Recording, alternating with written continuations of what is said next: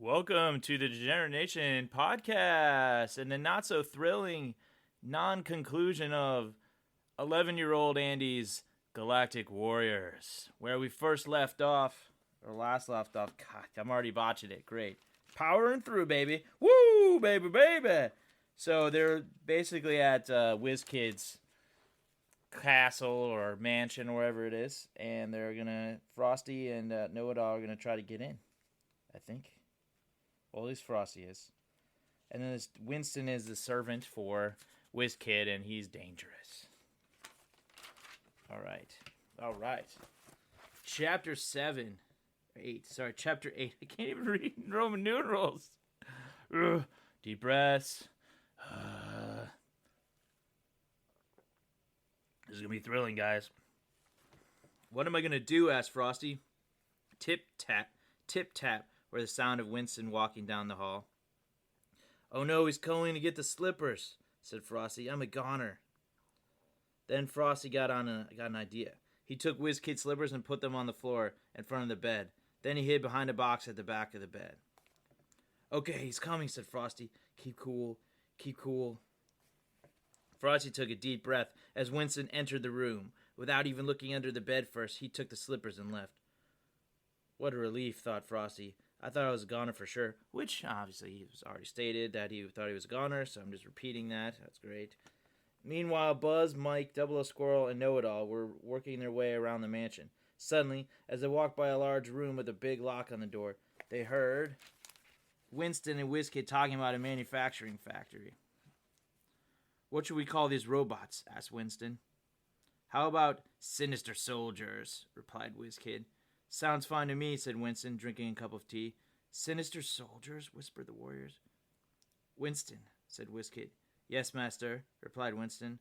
I hear something outside the door. Maybe we should see what it is, said WizKid. You're right, master. I believe I heard something also, agreed Winston.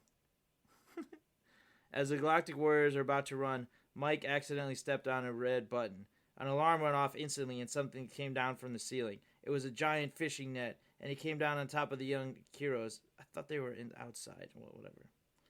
Maybe they're inside. They were trapped like a rat in a laboratory. Okay, I'm 11. I like that one. As hard as they tried, they couldn't get out. The net wouldn't budge an inch. WizKid and Winston came out of the room and saw the Galactic Warriors in the fishing net. Gotcha, said WizKid. Gotcha. Know-It-All. What a surprise to see you here. What are you doing with these lowlives? They're not lowlives, answered Know-It-All. They're my friends, and we're the Galactic Warriors. Galactic Warriors, such a cute name for a bunch of pests, exclaimed WizKid. Such a shame you guys won't be around very long. When I'm through with you, you'll be the former Galactic Warriors. You can't do this to us, said Mike. We're innocent. We didn't do anything wrong. Too bad, replied WizKid. I can't help being so cruel and insensitive. It's my hobby. Besides, they're not the only ones who will suffer. I will destroy the Emperor, and then I'll make everyone suffer. How are you going to do that, stupid? Asked Buzz. I'll become the new Emperor, answered WizKid. Sorry I asked, said Buzz. Okay, Winston. Let's get these parts in the ship, said WizKid. So Winston put Buzz, Mike, Double O Squirrel, and Know-It-All in the back and started up the engine. You like the story, kitty? You like the story? Meanwhile, Frosty was looking around for his friends. I wonder where they went, he thought to himself. Then he looked out the window and saw his friends in the back of the ship. Oh my God, they're being kidnapped, yelled Frosty. I have to save them. There was only one problem. He didn't know where the ship was. But that didn't set Frosty back. He was determined to save his friends. After an hour of searching around town, he finally found the ship. It was parked in an abandoned warehouse that was hidden in the woods. Also nearby, there was a large box of explosives. Frosty put the explosives in the ship and put the key in the hole. I have to make up for lost time, he said. Oh, WizKid's got... So this is a drawing of a Star Destroyer. The WizKid 1000. WK1000. It says WizKid on it. Looks fucking cool as shit, actually. Fucking awesome. Alright, we're coming up on Chapter 9.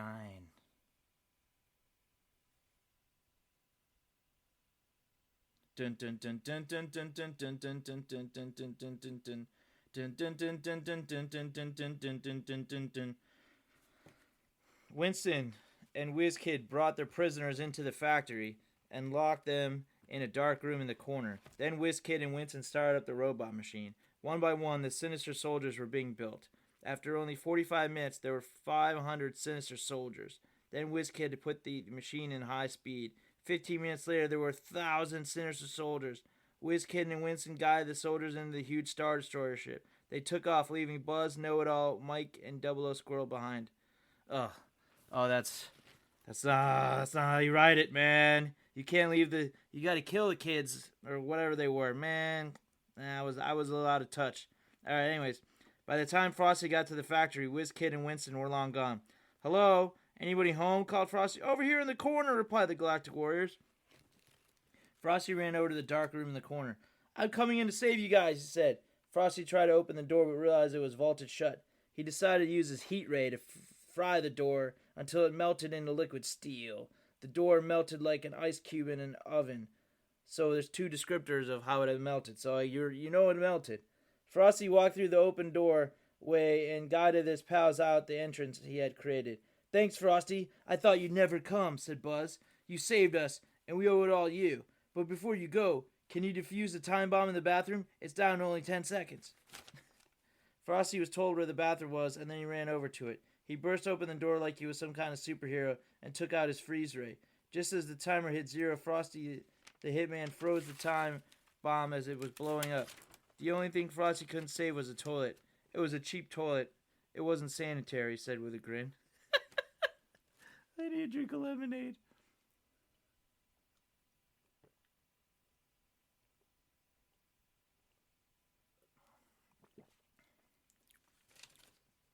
Sorry, Katie, you're stuck until I'm done reading. I'm sore from cleaning toilets. Clean they are. Thanks, Frosty. Thank Buzz, Double O Squirrel, Mike, and Know-It-All. It was a piece of cake, said Frosty. We'd better get going before WizKid kills the Emperor, said Mike. He's not going there yet, said Know-It-All. According to my tracking software, he's headed for the battlegrounds of the war. Then let's go, said Buzz. Yeah, said Frosty, let's kick some butt. 5 warriors got in their ship and took off. After a few minutes, they beamed into hyperspace. Mike was flying the ship and Frosty was at artillery station. Know-It-All was being used to play chess by Buzz and Double O Squirrel. I mostly got that from Star Wars. Also, I really liked chess when I was younger. No surprise. I think I see someone coming at us, called Mike. It's one of Captain Carrot's mini death ships. Blasted, Frosty.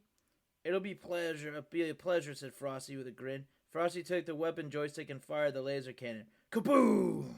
The ship exploded instantly, and a lifeless celery soldier flew out of the debris. Meow, kitty, kitty. Yeehaw! Shouted Frosty. I'm hot tonight. Am I a hitman or what? Don't celebrate too soon, hitman, said Mike. Here comes a whole fleet of veggie mini death ships. Buzz, release the nuclear missiles. Aye, aye, Captain, said Buzz. Buzz released the nuclear missiles, and Frosty kept blasting away the rotten vegetables. But every time Frosty and Buzz blasted away a group of ships, more kept coming.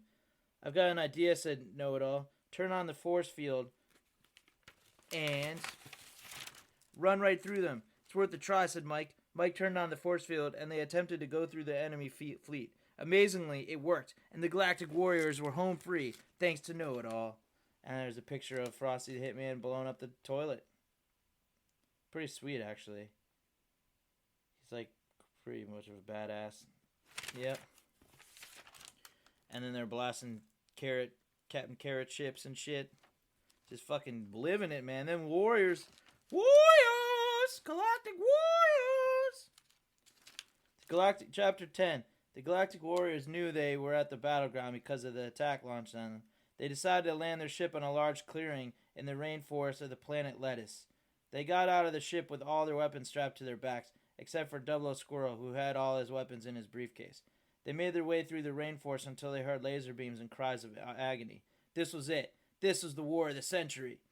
The 5 Galactic Warriors walked out of the rainforest with laser rifles in their hands. They decided to hide behind some big boulders. Then Frosty spotted a huge temple. He told the rest of the Galactic Warriors about the temple, and they followed Frosty along the row of boulders and trees until they reached the temple's giant steel doorway. This isn't bad, man. Fucking slaying it now. The door was unlocked, so the Galactic Warriors opened it and walked right in. Inside was an old man that had some physical qualities of a snake and 3 young samurais. "Hello, I'm Zhanghua," said the old man, "and these are my 3 young students, Ching Pong, Gong Pu, and Fargua."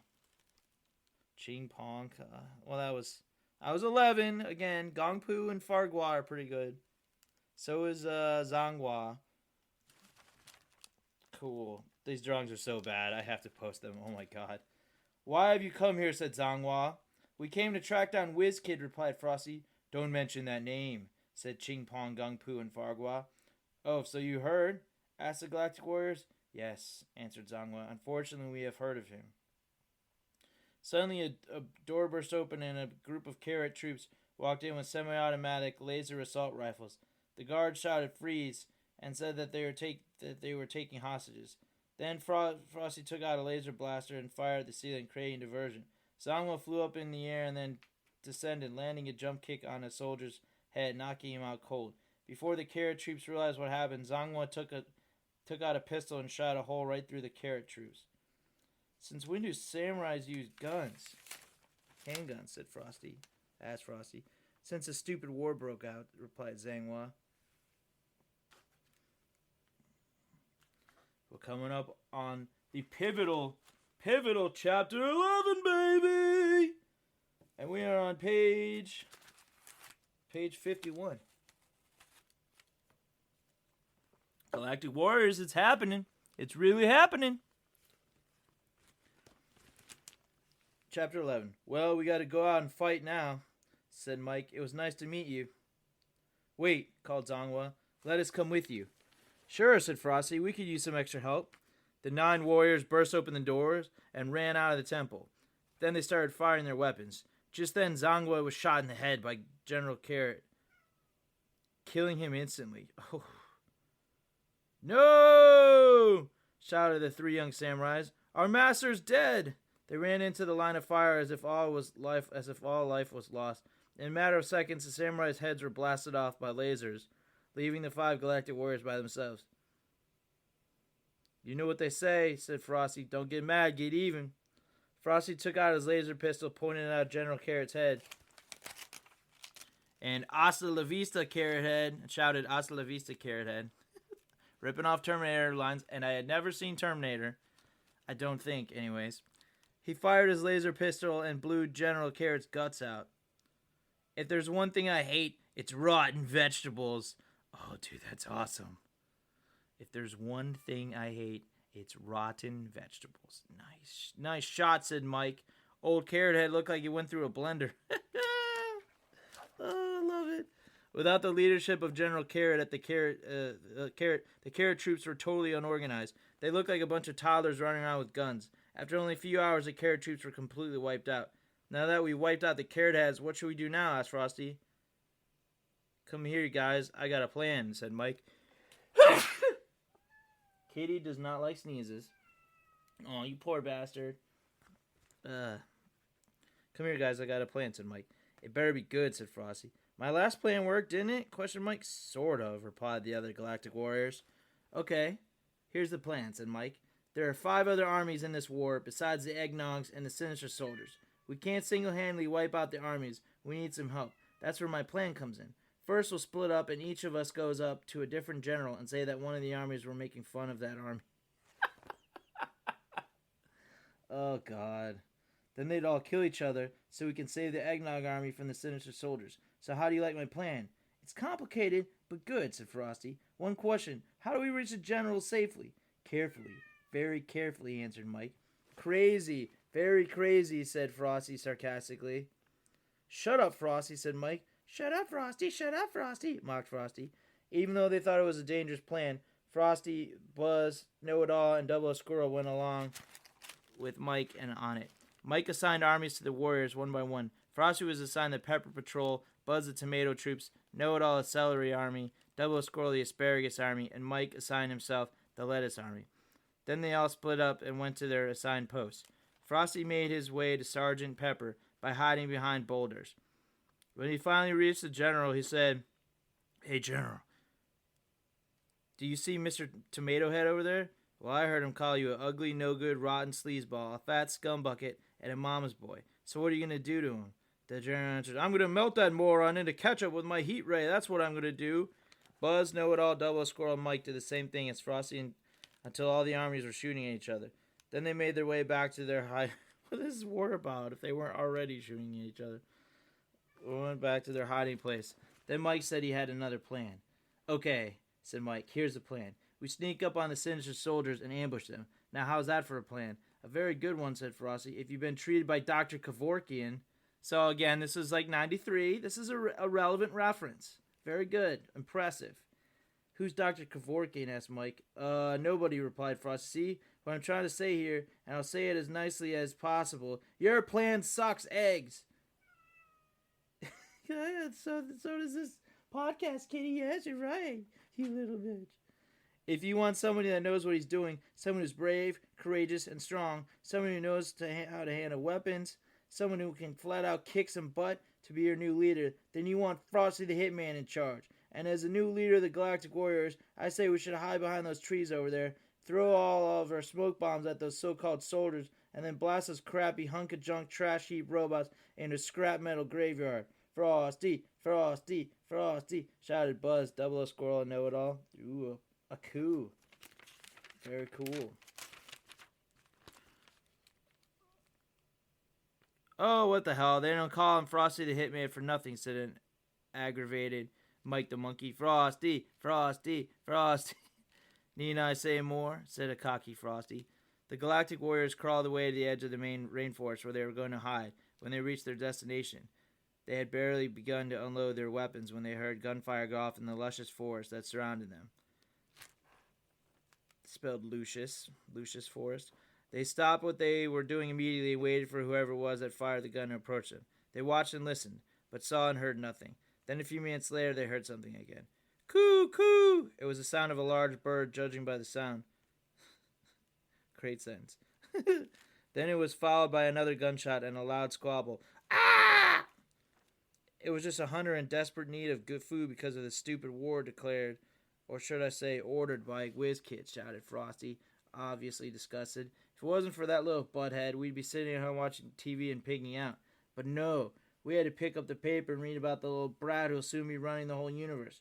And then, of course, we had to think that we were superheroes and interfere with his insane evil schemes, which, of course, brought us here on the miserable planet Lettuce, worrying about a hunter who'll starve to death if he doesn't kill a bunch of poor little birds. There wasn't anything but a lot of crap about WizKid and coverage of this stupid war on TV anyways. Life really kicks you in the butt sometimes, doesn't it?" "Okay," said Mike, "whatever." "All right, back to business," said Frosty. "Finish unloading your weapons." When the Galactic Warriors were finally through with their task, they gathered up all their smoke bombs, a few laser bombs, and a phaser. Frosty took the phaser and tried it out. He fired his new weapon at a sinister soldier and blew him into little pieces. Violence. Violence. It worked great. That was on the other page. "This thing works like magic," said Frosty. "It's totally awesome. It could be my new secret weapon." Being careful because this thing's like 20 years old. More than 20 years old. 26 years old. "This thing works like magic," said Frosty. "It's totally awesome. It could be my new secret weapon."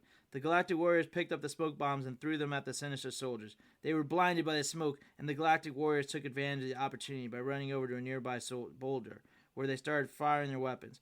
Frosty had his phaser, and Buzz, Know-It-All, Mike, and Double Squirrel had their laser rifles. One by one, the sinister soldiers were being blasted to smithereens. Then, unexpectedly, WizKid took a laser rifle from one of his allies and started shooting it.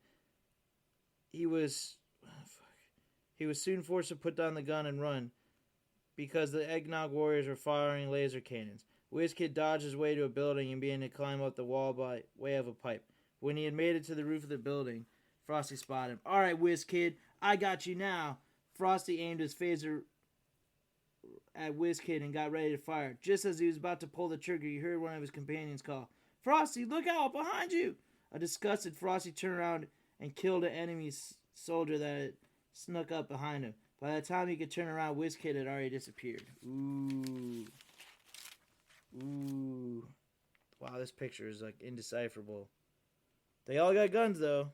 They look like schwanzes, but they got guns. Chapter 13. Or 12, whatever. Oh man, he got away, shouted Frosty. How could he get away from Frosty the Hitman? That really, really, really ticks me off. You mean you had a clear shot at WizKid, Frosty? Asked Buzz.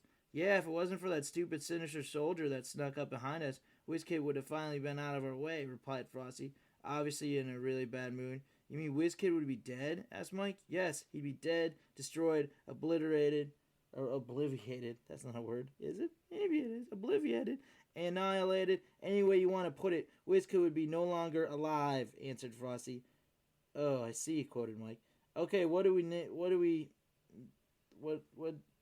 do next, leader? Asked Buzz. I guess we should keep on blasting those sinister soldiers, said Frosty.